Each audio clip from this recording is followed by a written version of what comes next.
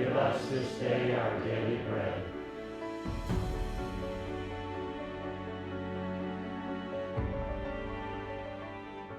Behold the Lamb of God. Behold him who takes away the sins of the world. Drew, what you doing?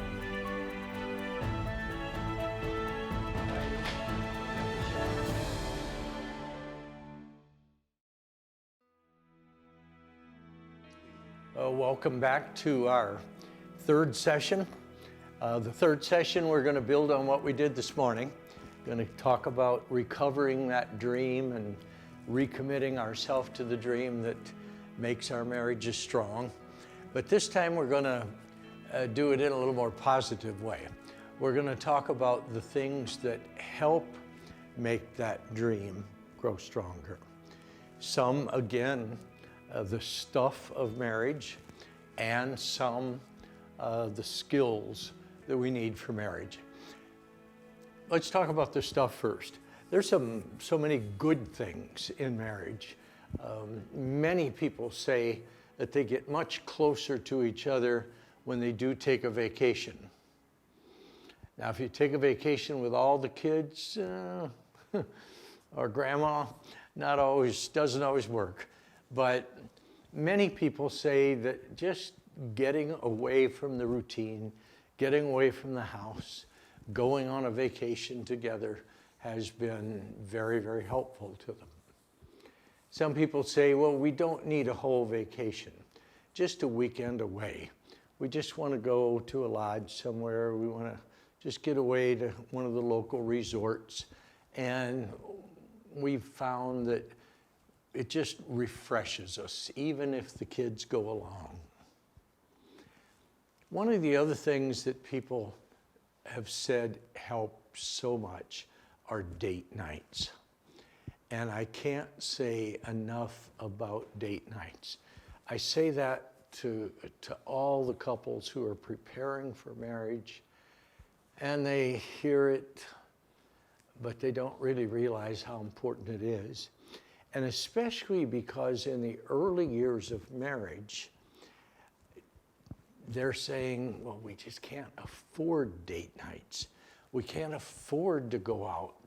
And I always tell them, even if you get somebody to watch the kids and you just go to Pizza Hut, and that's not meant as an advertisement, it's just whatever pizza parlor you go to, just someplace where you can get away, spend a little time, enjoy each other's company, have a chance just to be Bob and Karen rather than mom and dad, and to talk.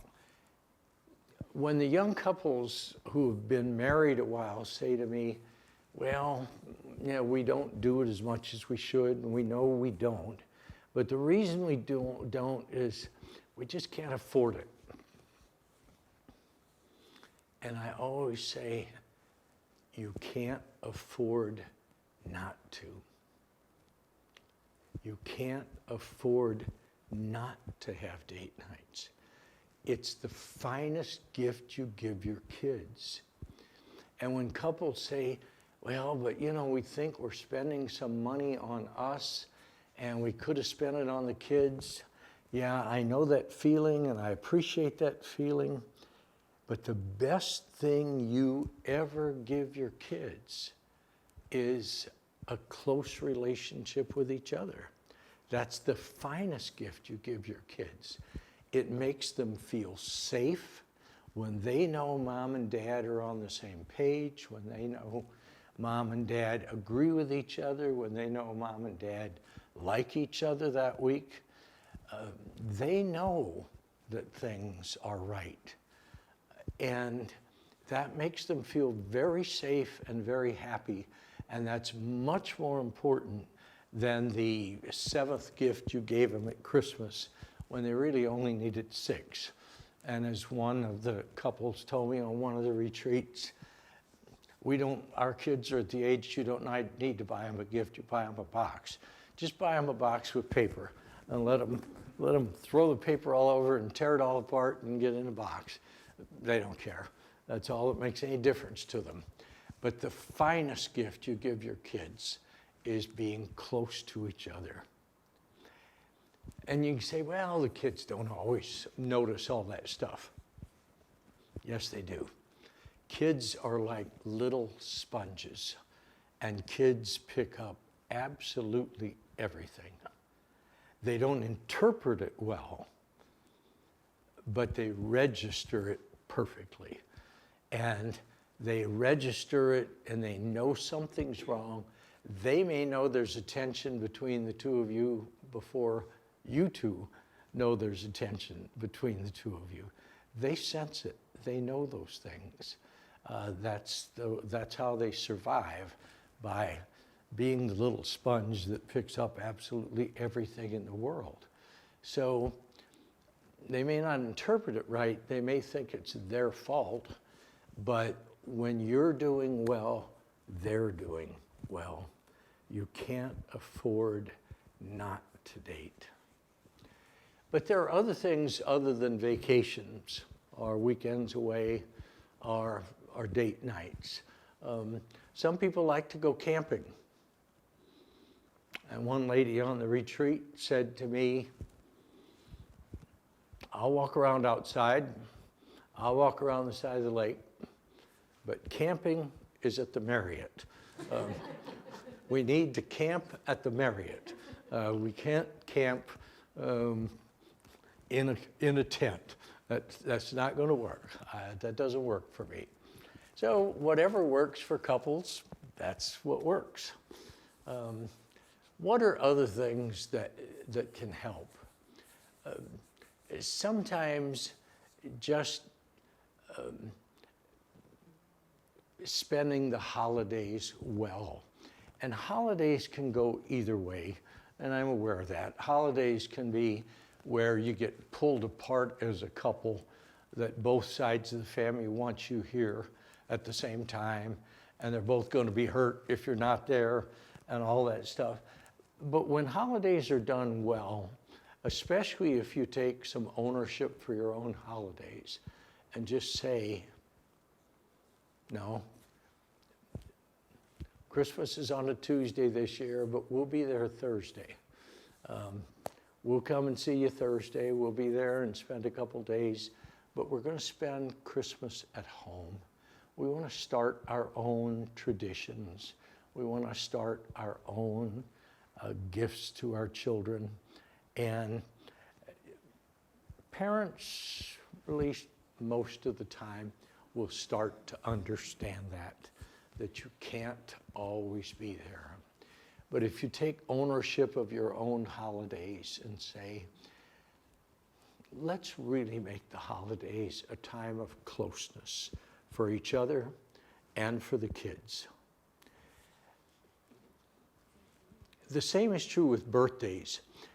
Birthdays cause a lot of problems in some families because all of us try to recreate the family of our origin, the family we grew up in.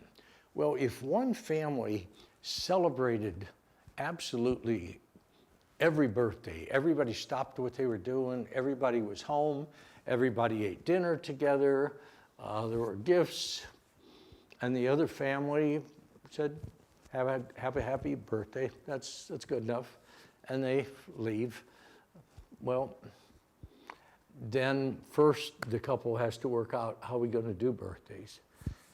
But if they're done well, I know a family that has the birthday plate, and who's ever got the birthday gets the birthday plate, and they choose the meal, and they choose the dessert, and it's not always cake, but if they're like me, it'll be a birthday pie, because they'll like it better.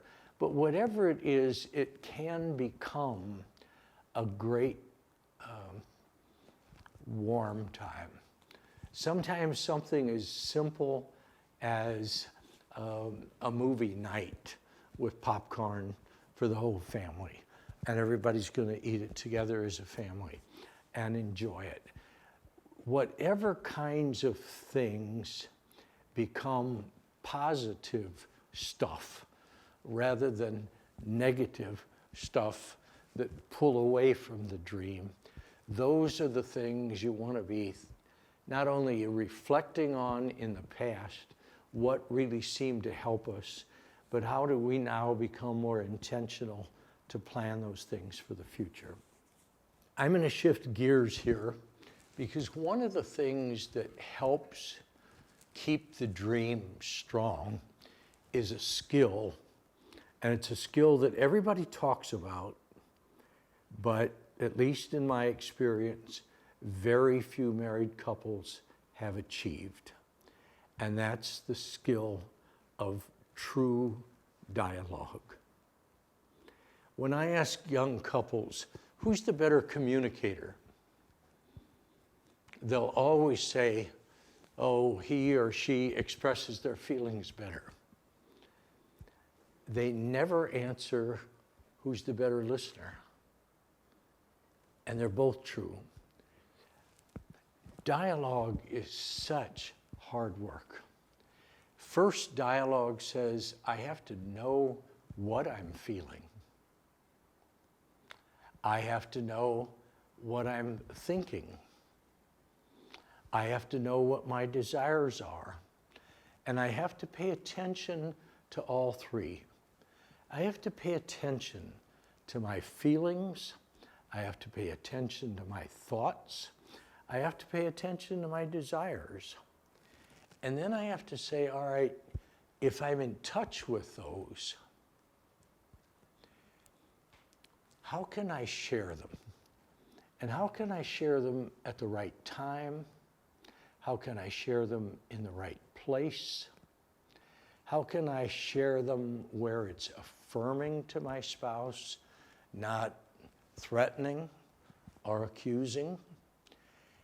And that takes hard work.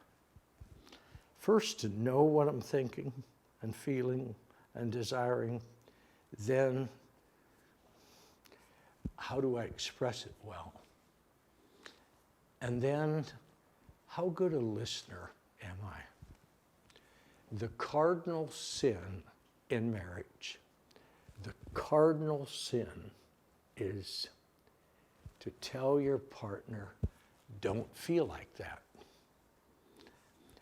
Every time your partner says, well, I'm really worried about that, don't worry about that. Or, I've really been anxious and frightened for the last 2 weeks. Well, don't feel that way. And instead of saying, well, don't feel that way, you're home, have a glass of wine. No, just say, I really appreciate that. It's got to be aggravating to know you got 3 little kids and you can't quit, and the boss is a pain in the butt, and you don't know what to do next.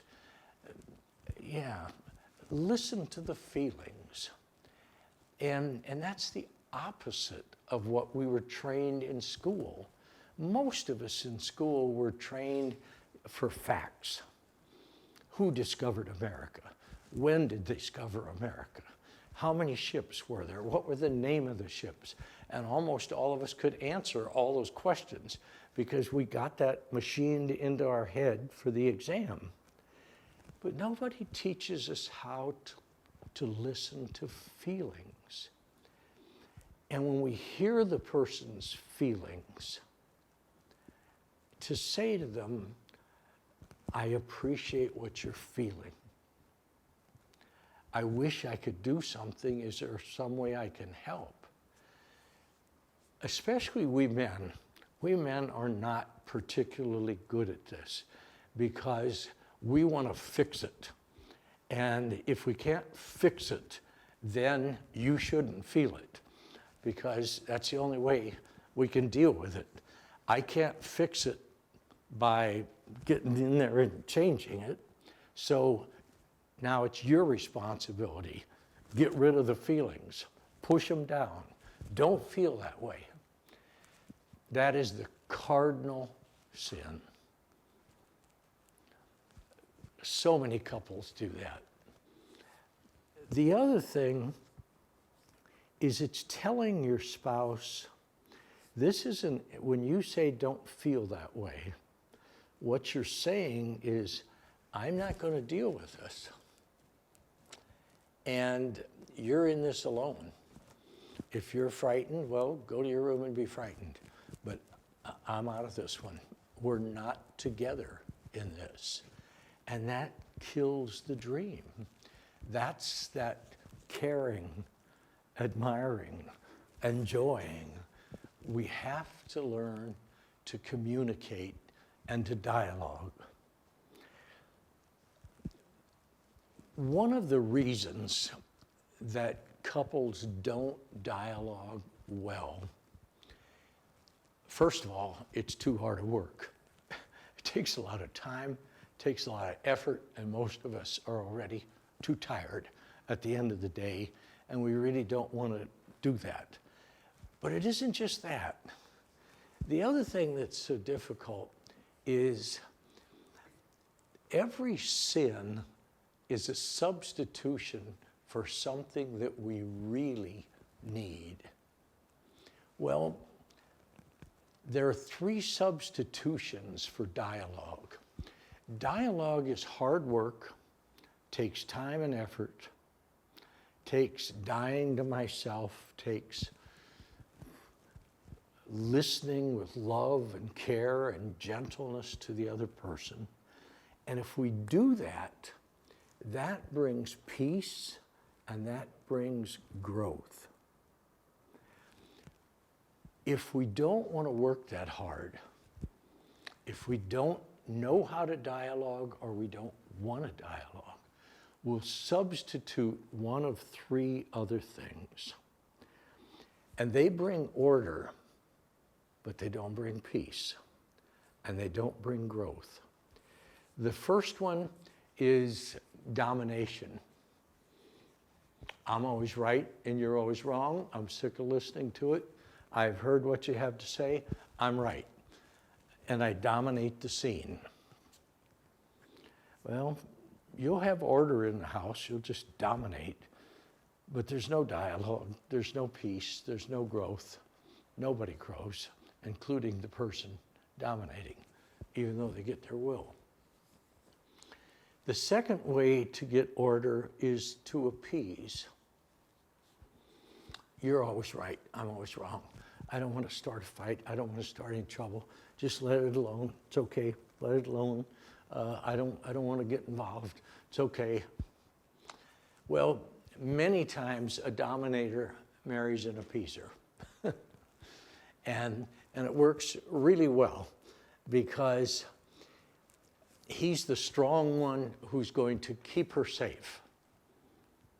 And she wants a strong man who's going to keep her safe. And I call those a hand-in-glove marriage. That's a hand-in-glove. And it fits better and feels better than a hand in a hand. Because a hand in a hand, you have to adjust. If you're going to walk down the street hand in hand, without even being conscious of it, you sort of have to adjust to the whole situation. Hand in a glove, nobody's got to change anything. He loves being this glove that keeps her warm. She loves being inside, being kept warm. Except about 5 years later, she's sick of him always being right. She's sick of him always being the strong one. She's gone back to college. She's gotten a degree. She's working in the workforce. She's extremely talented. And she's sick of being a glove.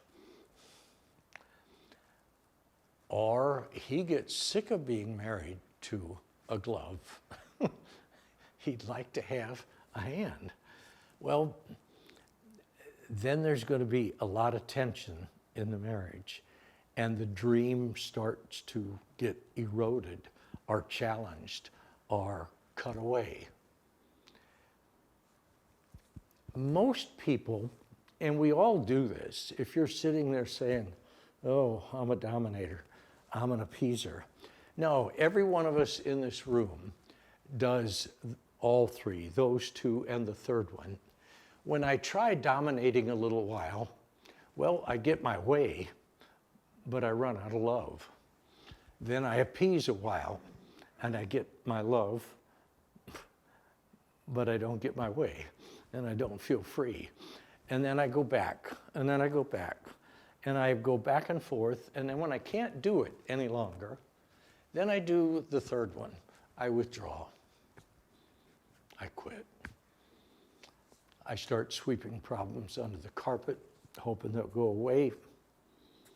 End up with a lumpy carpet, but nothing gets solved.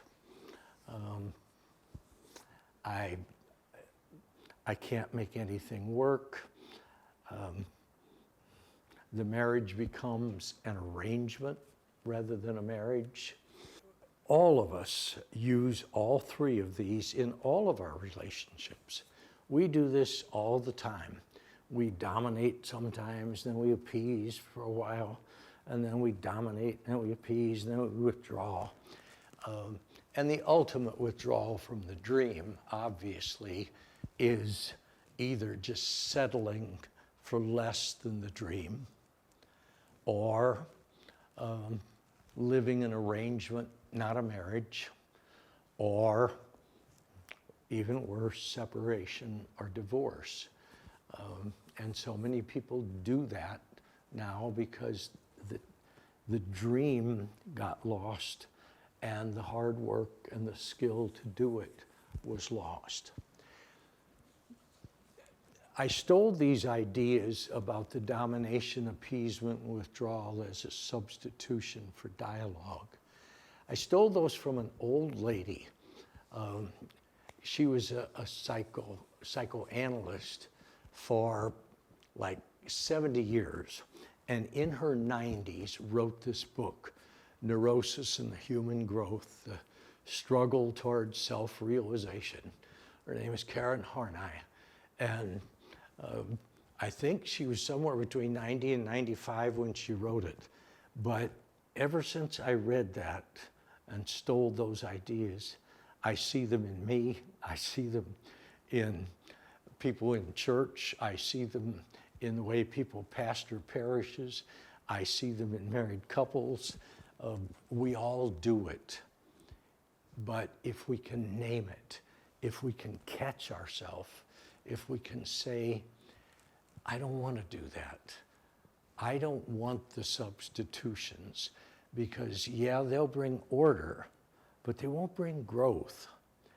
In fact, anytime people start talking about we have to have law and order, law and order is always a substitute for justice. The greatest advocate of law and order in our modern memory is Adolf Hitler. He's the one who wanted law and order because he didn't want justice. But in a marriage, coming back to that, we can have order, but we want peace and growth. That's where the dream is found. That's where the caring, the admiration, the enjoyment are all woven together. That's where the two grow old together and their needs were really answered, that each of them was able to say what their thoughts, their feelings, and their desires were, and the other could try to answer those needs and help them with those needs. And the two of them gently through the years, with lots of fights and lots of dialogue and lots of whatever, become this wonderful couple. And as a wonderful couple, they just grow old and they can sit on the front porch and swing after 65 years of marriage, and they don't have to say a thing. They're just present, and they're happy, and they're fulfilled. And you can't even think of one without the other. It's like bacon and eggs. They're right together. In that second session, we talked about, the things that eat at the dream, the stuff that gets in the way, the tiredness, the illness, the kids, the grandkids, whatever it might be. And then we talked about how can we sharpen that dream by looking at it as caring, admiring, and enjoying. Now in this session, I'm asking you, just reflect on what are the things that have helped that closeness, that care, that enjoying each other, admiring each other. The vacations, the weekends away, the date nights, the birthdays, the holidays, those things. And then I want you to just think about where are we with dialogue? Are we pretty good at it? If we're not pretty good at it, can we look at it in terms of whether one of us or both of us were a little more dominating or a little more appeasing or a little more withdrawing? And maybe we can say, you know, we can work at that. And if you reflect on that and bring that back to the group later, I guarantee you it's going to make for a much happier